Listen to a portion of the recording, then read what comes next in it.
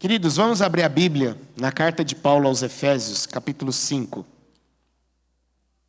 Efésios, capítulo de número 5. Eu peço que você deixe sua Bíblia aberta nesse texto, por favor. Efésios, capítulo de número 5.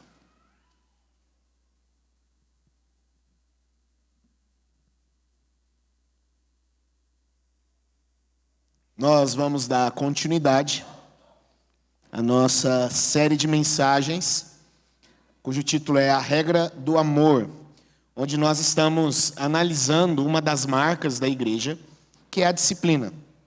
A igreja tem como marca a disciplina, um povo que busca o aperfeiçoamento em Deus e que é aperfeiçoado por Deus. Um povo santo, um povo que se santifica e que Deus zela por isso. E nós percebemos que a disciplina ela tem como base o amor de Deus. O amor de Deus pelo seu povo. O amor de Deus por Ele mesmo. Então nós vamos nesse momento orar a Deus, pedir a Ele que fale conosco através da exposição da palavra nesse momento e que possamos sim entender um pouco mais desse amor maravilhoso do Senhor que é derramado sobre as nossas vidas. Amém? Feche seus olhos. Vamos mais uma vez orar e falar com o nosso Deus. Pai Santo, a palavra do Senhor nesse momento vai ser lida. Ó Deus, e que possamos, Deus, com toda a reverência a ela. Ó Pai, atentamente ouvir a voz do Senhor através da Tua palavra. Porque é a revelação do Senhor, ó Pai, dada à igreja, dada a nós. Ó Pai, que o Espírito Santo, Deus, ó Pai, nos ilumine nesse momento. E fale conosco e aplique cada uma dessas verdades aos nossos corações. Que entendamos, Deus, ó Pai, mais sobre o Senhor, sobre o Teu amor. Em nome de Jesus. Amém. Amém. Semana passada nós falamos sobre o amor de Deus por Deus. Nós entendemos um pouco mais sobre isso. Entendemos que a base do amor de Deus é o amor dele por Ele mesmo. O Deus Pai que ama o Deus Filho. E porque ama o Deus Filho, Ele também nos ama. Foi o que nós ouvimos. E hoje nós vamos pensar um pouco mais sobre o amor de Deus por pecadores. E o tema da nossa meditação, da nossa mensagem, o tema desse sermão é o amor contracondicional. Eu vou explicar um pouco o que é isso daqui a pouco. Mas eu gosto muito da frase de que um grande pregador, Jonathan Edwards, ele disse certa vez. Jonathan Edwards disse o seguinte: a criação do mundo parece ter acontecido especificamente para essa finalidade. Ele diz que o eterno Filho de Deus possa obter uma esposa para quem exerça plenamente a infinita benevolência de sua natureza e possa, por assim dizer, abrir e derramar toda aquela imensa fonte de condescendência, amor, graça que estava em seu coração, para que desta maneira Deus seja glorificado. Perceba o que Jonathan Edwards nos diz aqui, que a criação do mundo parece que ela aconteceu e a criação nossa como seres humanos, o qual o salmista diz que somos a coroa, o ápice da criação do Senhor. Jonathan Edwards, então, ele entende que parece que esta criação, ela teve um objetivo específico, de em Cristo, Deus derramar todo o seu amor, toda a sua benevolência, e para a glória do próprio Deus. É o que Jonathan Edwards, então, diz. Ele não foi o primeiro. Edwards não foi o primeiro. E com toda certeza ele não vai ser o último a perceber o amor de Deus por pecadores, olhando para a analogia do casamento. Ele não foi o primeiro a fazer isso. E com toda certeza ele não é o último a fazer isso. Aliás, aqueles que falam e percebem dessa forma não são loucos e nem tiraram isso da sua própria imaginação ou da sua cabeça, pois foi o próprio Deus, através do Espírito Santo, que inspirou os profetas, que inspirou até mesmo Salomão, por meio dos apóstolos e também pelo próprio Cristo, a fazer essa analogia, dizendo que Deus, em Cristo Jesus, ama a sua igreja como um marido, ou que um marido deveria amar a sua esposa como Cristo ama a sua igreja. Não é a primeira vez que essa analogia acontece. Foi o próprio Deus o autor dessa analogia. Ele mesmo quem registrou isso na sua santa palavra.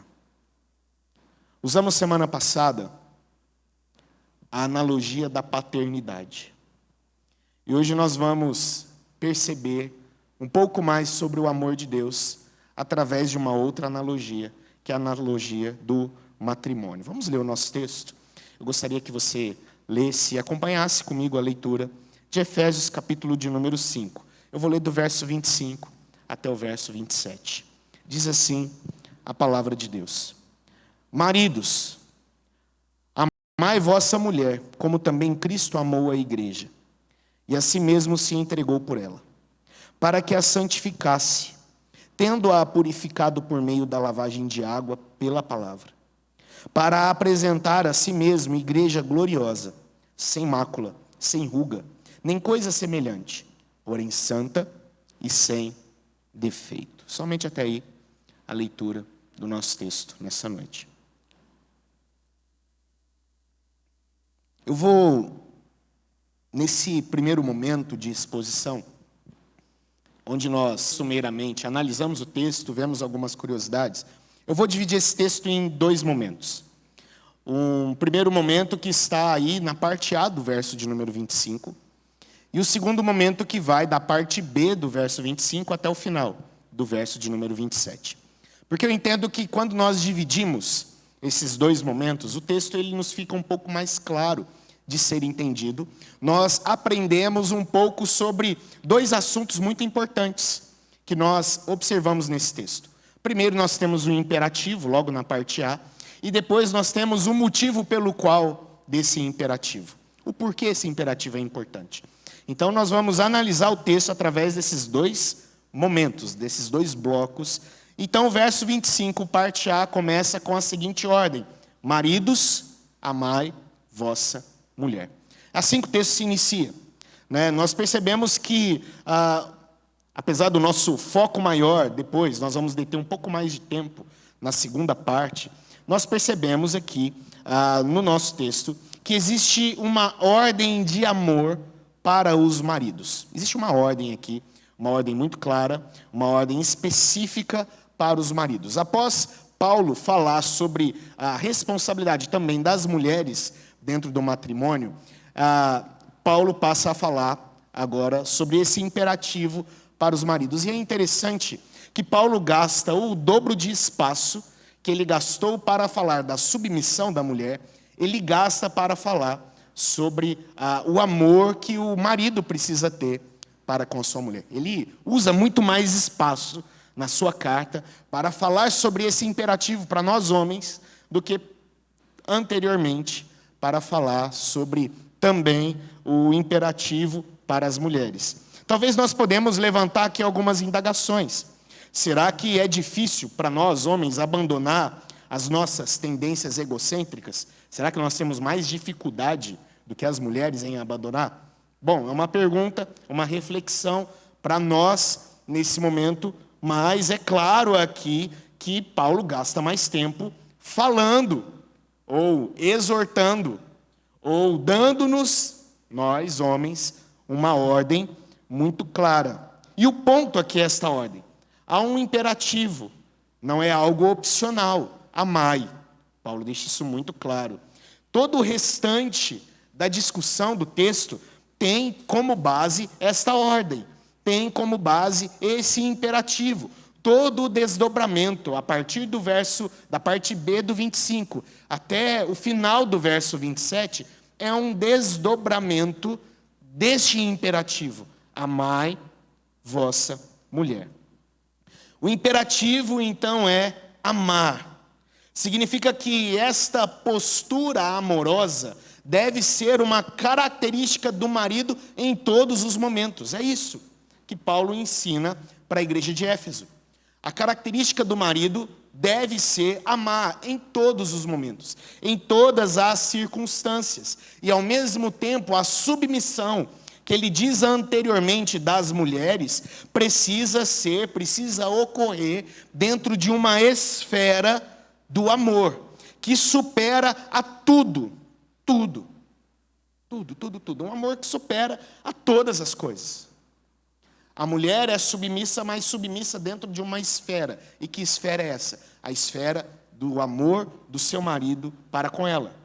Por isso Paulo traz tanta ênfase agora a respeito desse amor necessário do marido para com a sua esposa. Por isso tanta ênfase aqui nesse momento. Isso quer dizer que tudo em seu marido, ele deve amar a sua esposa, independente do quão bem seja até mesmo a submissão dessa mulher. É isso que Paulo nos diz aqui. É isso que o texto fala para nós aqui nesse momento. Uma ordem muito clara de amar. Amai vossa mulher. Amai vossa esposa. Um imperativo. E esse amor deve superar a tudo. A submissão precisa ser feita dentro de um ambiente de amor, dentro de uma esfera de amor. É isso que Paulo ensina a nós. E a partir da parte B, do verso de número 25, ele diz o motivo, os requisitos desse amor, o porquê desse amor. Veja o que ele diz. Como também Cristo amou a igreja, e a si mesmo se entregou por ela, para que a santificasse, tendo-a purificado por meio da lavagem de água pela palavra, para apresentar a si mesmo igreja gloriosa, sem mácula, nem ruga, nem coisa semelhante, porém santa e sem defeito. A profundidade com que os maridos devem amar suas esposas é vista dentro do plano fornecido pelo próprio Deus. É Ele quem apresenta como deve ser esse amor. Não é fundamentado nas nossas vontades, nem no nosso querer, mas naquilo que o próprio Deus apresenta aqui, a partir do verso B, do 25, parte B do 25, até o final do nosso texto. Este é o plano, este é o propósito, essa é a vontade de Deus. Amar como Cristo amou a igreja e se entregou por ela. Esta é a base. A ótica do amor é esta. Cristo não amou somente quando as pessoas mereciam ou tinham merecido esse amor. Nem a extensão do seu amor foi condicionada à qualidade de vida das pessoas. Não foi. Veja o que Paulo diz também em Romanos, capítulo de número 5, verso 8. Romanos 5, verso de número 8, ele diz: mas Deus prova o seu próprio amor, diz Paulo, para conosco, pelo fato de ter Cristo morrido por nós, sendo nós ainda o quê? Pecadores. Não houve uma condição. Não houve um merecimento.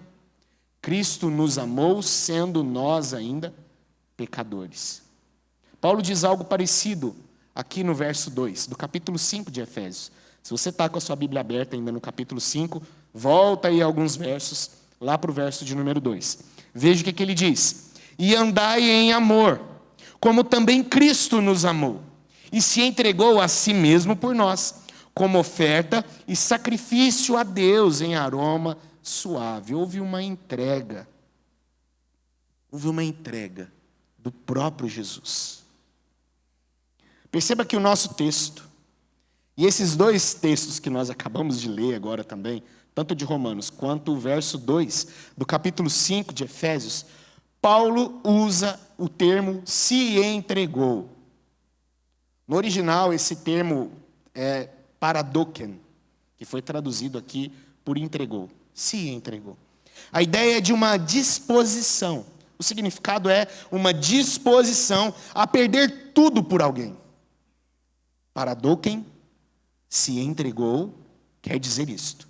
Uma disposição de perder tudo por alguém, por alguma pessoa. O amor, ele tem um elemento sacrificial. Um elemento sacrificial. É o que a palavra nos apresenta. Esse amor, essa entrega, ele aponta para a cruz. Ele nos conduz até a cruz. Ele nos mostra a cruz. Ele nos mostra o sacrifício expiatório de Jesus. Ali naquela cruz. Onde ele se entrega e morre no nosso lugar. O amor, ele tem como elemento esta entrega, esse sacrifício. O fato de Jesus estar disposto a perder tudo, a dar toda a sua vida. A extensão do amor de Cristo, então, é vista em sua vontade de morrer. E não é uma morte qualquer. Não é uma morte qualquer. O amor de Jesus traz esse elemento sacrificial. Traz esse elemento. Quem de nós aqui estaria disposto a saltar em um lago para salvar o nosso filho afogado? Quem de nós? Com certeza, todos os pais presentes fariam isso. Talvez todos nós estaríamos dispostos a pular, a nos atirar na frente de um carro em velocidade excessiva para salvar a nossa esposa.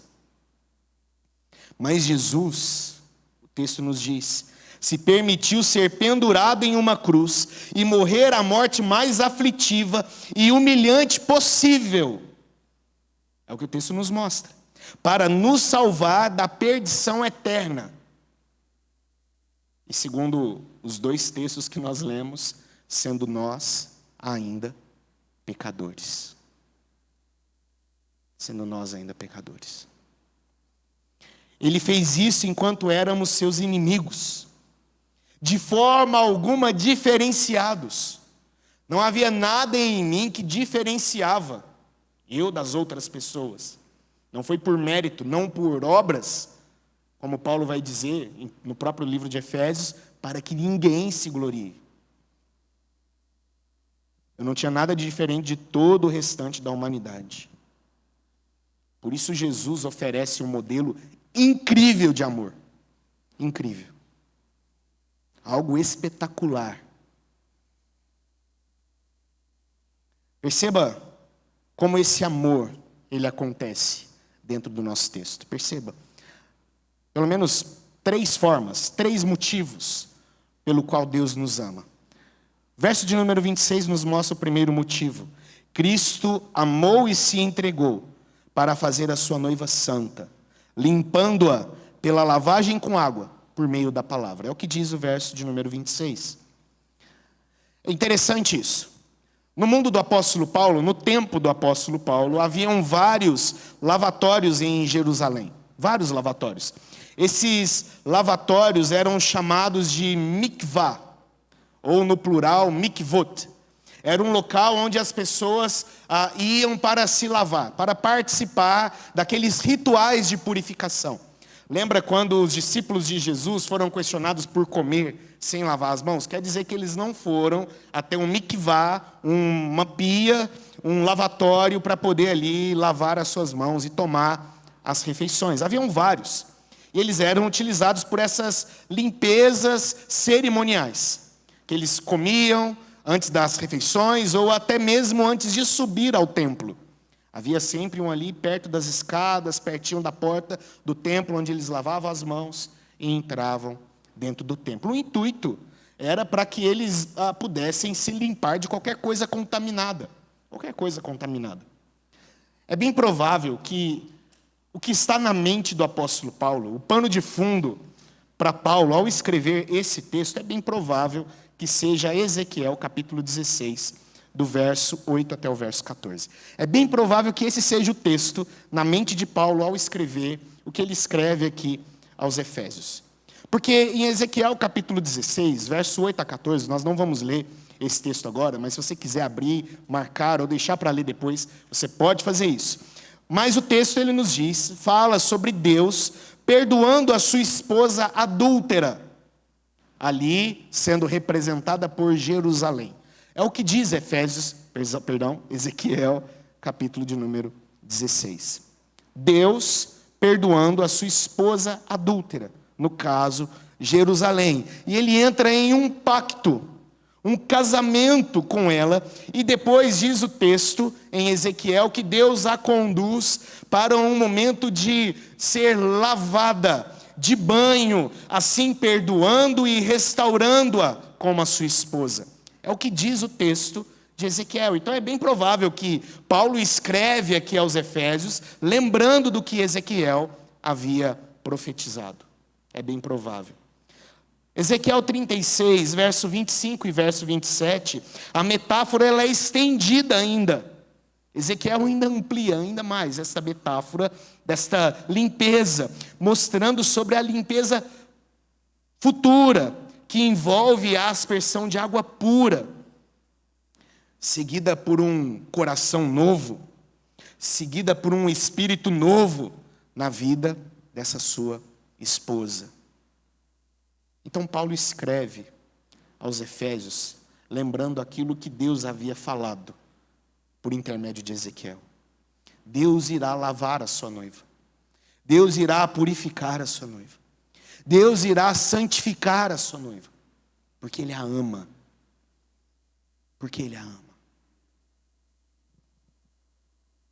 Se nós acrescentarmos até mesmo esta ideia de Ezequiel ao ritual do casamento judaico, a coisa ainda fica bem mais fácil de nós entendermos. Porque dentro do ritual, um dos momentos do ritual de casamento judaico, era o momento no qual, na noite de núpcias, a noiva ela toma o seu banho ritualístico, onde ela se lava para se preparar para o encontro com seu noivo. Assim era o casamento judaico, se purificando para toda a cerimônia. Então, provavelmente, todas essas situações estão dentro do imaginário, da mente do apóstolo Paulo. Esse é um dos motivos. Deus nos ama para nos lavar, para nos purificar. Verso 27, parte A, ele nos mostra que Cristo também amou e se entregou para apresentar a sua noiva, a sua igreja, a si mesmo como uma igreja radiante, linda, adornada. A imagem é de uma noiva adorável. No dia de seu casamento, quando ela vai encaminhada ao encontro do seu noivo, ela está linda. Como Salomão diz no livro de Cânticos, capítulo 1, verso 15: como és bela, minha querida. Oh, que linda, diz ele. Cristo é o noivo. A igreja é a sua noiva, e ele não só a purificou, mas ele também a tornou radiante, ele também a tornou marcante, ele também a embelezou para a sua própria glória. Como pano de fundo, no ponto anterior, era Ezequiel capítulo 16. Aqui também nós percebemos mais uma figura apresentada em Ezequiel 16. Verso 10 a 14 do livro do profeta. Onde depois que Deus purificou Jerusalém, sua noiva, o texto diz que ele presenteia esta noiva com roupas e joias magníficas. Ele não só lava, mas ele também a adorna. Diz o texto: assim foste ornada de ouro e prata. Ezequiel 13 e 14. Ezequiel 16, 13 e 14. Assim foste ornada de ouro e prata. O teu vestido era de linho fino, de seda e de bordados. Nutriste de flor de farinha, de mel e azeite. Eras formosa em extremo, diz o profeta. E chegaste a ser rainha. Correu a tua fama entre as nações, por causa da tua formosura, pois era perfeita, por causa da minha glória, que eu pusera em ti, diz o Senhor Deus. Diz o Senhor Deus. Esta é a imagem clássica da noiva adornada, com roupas lindas, que todos ficam de pé numa cerimônia de casamento para poder vê-la. Assim diz o texto que Deus, que Cristo, ama a sua igreja para adornar a sua igreja, para embelezar a sua igreja. E a terceira coisa que nos mostra o texto, que Cristo amou e se entregou para que a sua noiva fosse pura, sem mancha, ruga ou qualquer outra marca, mas santa e irrepreensível. A noiva não só era bela, mas também perfeita. Em certo sentido, ela é transformada pelo amor de seu noivo. É isso que nós percebemos. Há uma perfeição que de outra forma ela não poderia ter alcançado, somente por causa do noivo.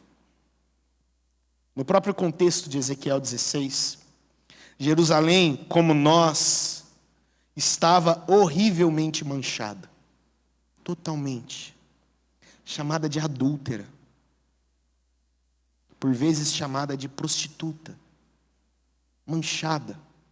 Totalmente suja. Ao ponto de ela ter se rebaixado. Totalmente. Mas Deus, em seu amor, purificou Jerusalém. Transformou Jerusalém a um nível de beleza glorioso e perfeito para Ele mesmo, que ela nunca poderia ter alcançado. Por isso Cristo amou e se entregou. Queridos, algumas aplicações para nós. Existe um pensamento no meio dos cristãos que afirma que o amor de Deus é incondicional. E de fato Deus nos ama assim. Não é errado afirmar isso. O amor de Deus é paciente. Incondicional porque Ele persiste. Ele não nos abandona. O amor de Deus é verdadeiro. É um verdadeiro dom de Deus. Por isso é incondicional. Pois derrama bênçãos imerecidas. O amor de Deus, Ele nos recebe como somos. Por isso é também incondicional. Pois nos alcança em nosso estado de pecado. É o que nós lemos. Por isso há essa afirmação de que o amor de Deus é incondicional. Mas eu gostaria que você entendesse esta noite que o amor de Deus é maior e melhor que o amor incondicional. Infinitamente maior. Infinitamente melhor.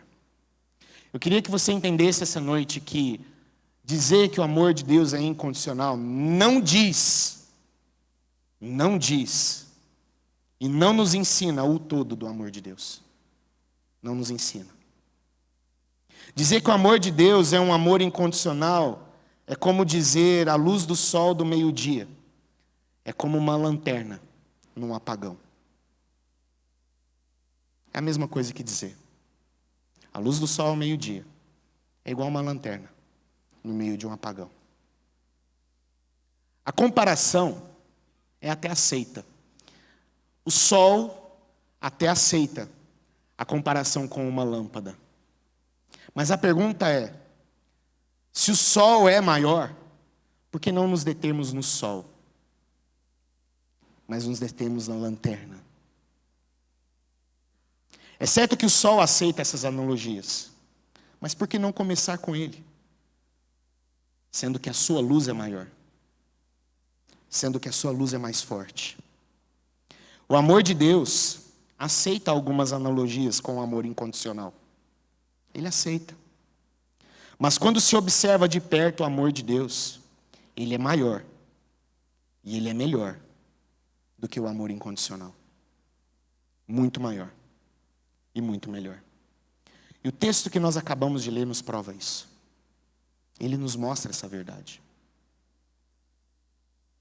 Ele nos mostra uma percepção do amor de Deus que a definição incondicional não consegue explicar. O texto que nós acabamos de ler. A expressão incondicional não explica o amor demonstrado aqui no nosso texto.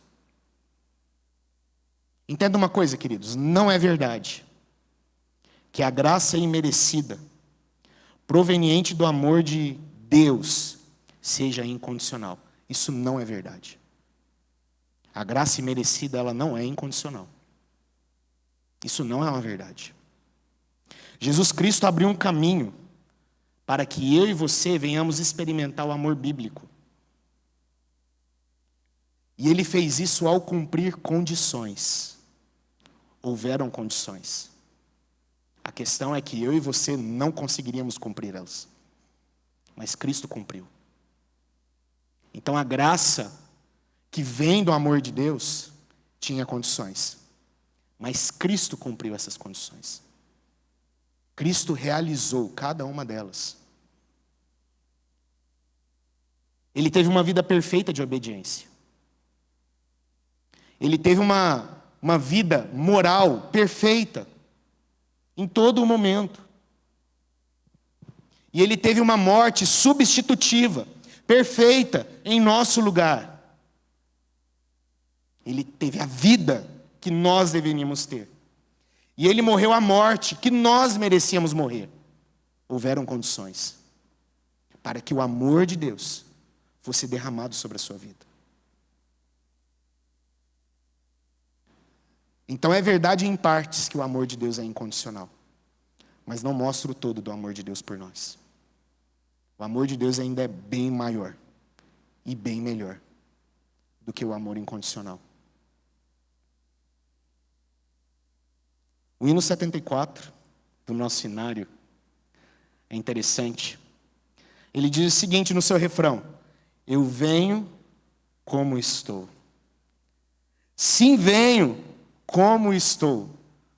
Parece que é incondicional, mas veja o que diz depois. Porque Jesus por mim morreu. Aí sim, eu venho como estou. O amor incondicional, ele diz: venha e venha desta forma. Mas a palavra de Deus acrescenta algumas coisas ainda a esse amor. Porque a palavra de Deus, ela diz: olha, há coisas erradas em você. Você pode melhorar em algumas coisas. Venha, mas mude. Venha, mas seja transformado. É o que a palavra diz. E o amor de Deus quer fazer isso.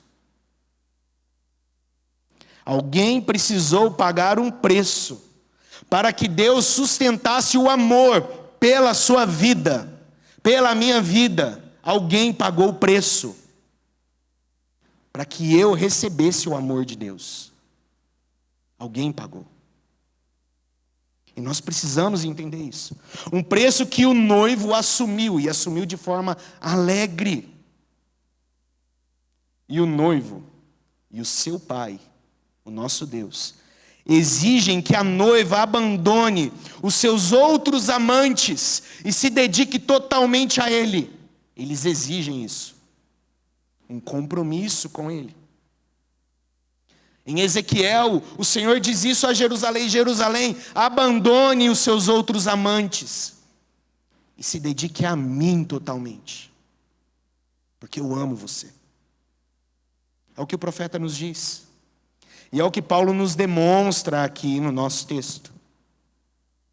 Aqueles que amam verdadeiramente a Jesus obedecerão os seus mandamentos. O amor de Deus vai além de ser incondicional.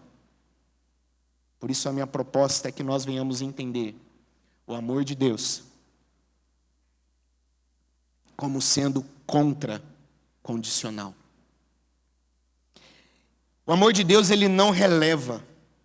Ele não passa por cima das nossas condições. Muito pelo contrário. O amor de Deus, ele transforma as nossas condições. Ele vai além de ser incondicional. Porque ele muda quem nós somos. E ele exige de nós mudança. Ele exige de nós esse compromisso. Esse é o amor do nosso Deus. Deus não requer de nós condições para derramar o amor dele, pois o filho e o noivo cumpriu todas essas condições. Então o amor de Deus é contracondicional. O filho cumpriu tudo. E Deus quer nos transformar por esse amor. Ele quer mudar a nossa situação. Ele quer mudar a nossa condição diante dele. E como ele faz isso? O nosso texto é muito claro. Em primeiro lugar, Cristo te amou e se entregou por você. E Ele fez isso para lavar a sua vida. E Ele faz isso lavando a sua vida através da palavra. É o que o texto nos mostra. Paulo está aqui se referindo à limpeza interior do Espírito. É isso que ele nos ensina aqui. Todo o processo de santificação que o Espírito realiza em nós. Nós estudamos sobre isso hoje pela manhã. A água pura é a palavra de Deus que limpa na nossa conversão. Ela nos purifica durante todo o processo da nossa santificação. Como os crentes são imersos na palavra de Deus, suas vidas são mudadas. O seu amor é contracondicional. E Ele nos lava. Ele nos purifica. E há dois elementos importantes aqui.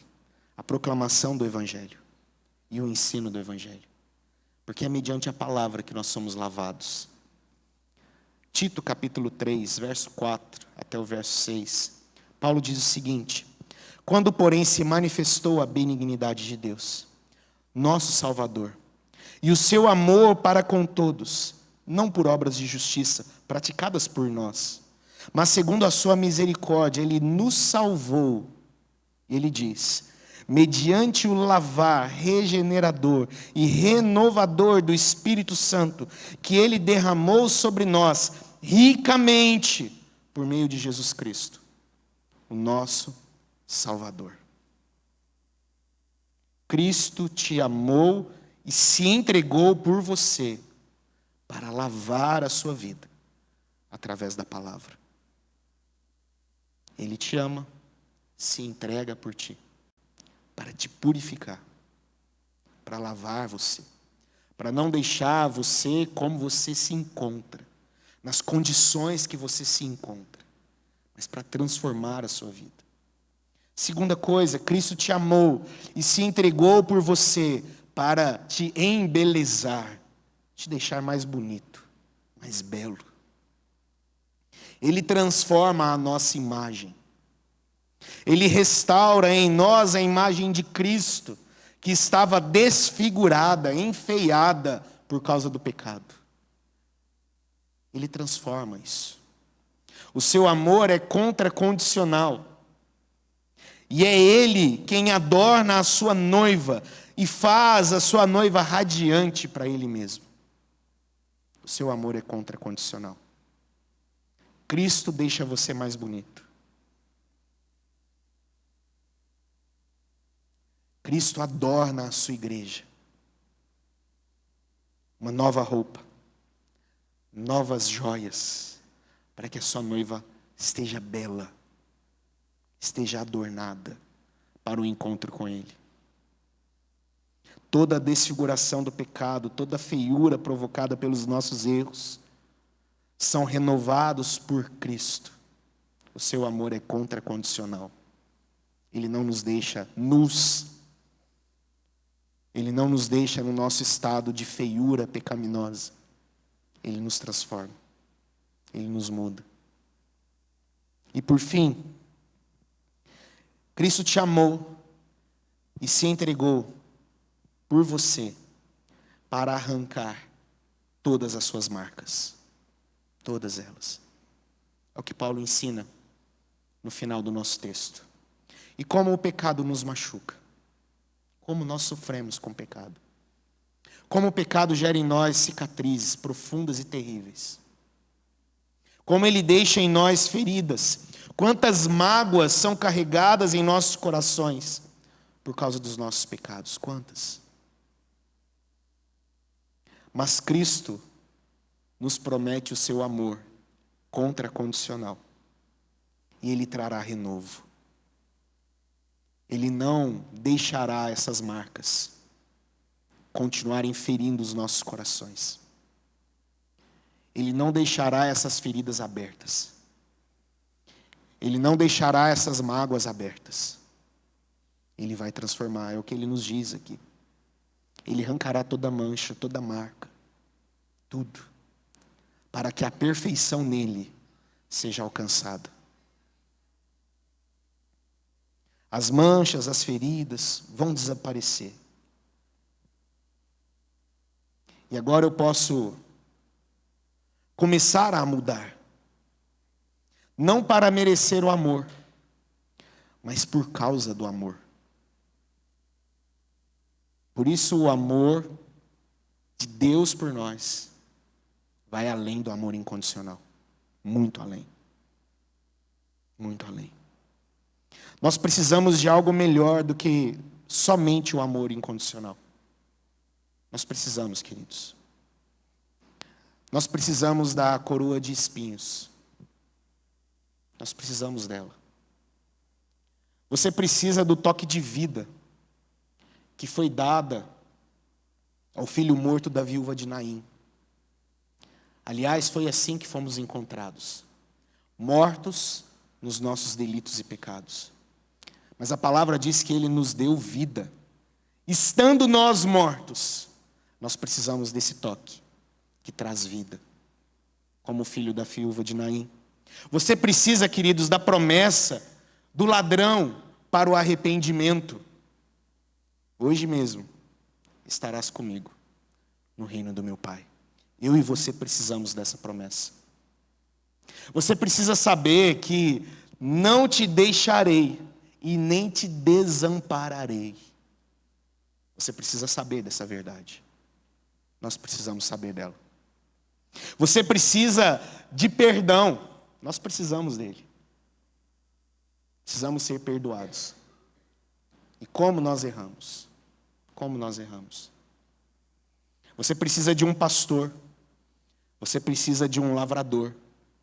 Você precisa de um pai. Você precisa de um salvador.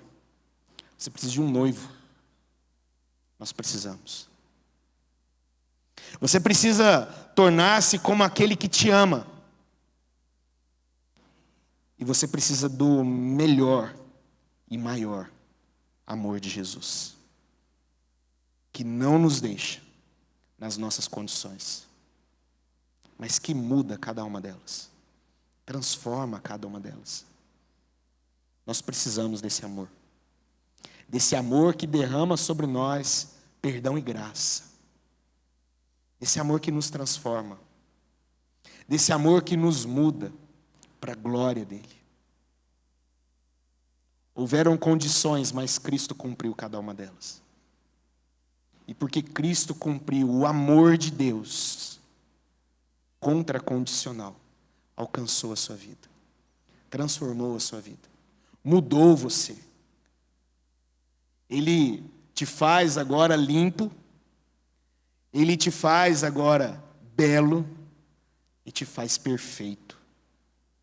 Esse é o processo que nós, amados por Deus, estamos. Limpeza, de embelezamento e de perfeição para a glória de Jesus Cristo. Porque Ele nos ama. Porque Ele nos ama. E nós, como sua noiva, precisamos ansiar pela limpeza, por estarmos adornados e para nos aperfeiçoarmos para Ele, por causa do amor dEle. Que Deus nos abençoe, queridos, em nome de Jesus. Que Deus aplique essas verdades no nosso coração, em nome de Jesus. Que possamos entender o quão profundo é o amor de Deus por nós, em nome de Jesus Cristo. Vamos ficar de pé.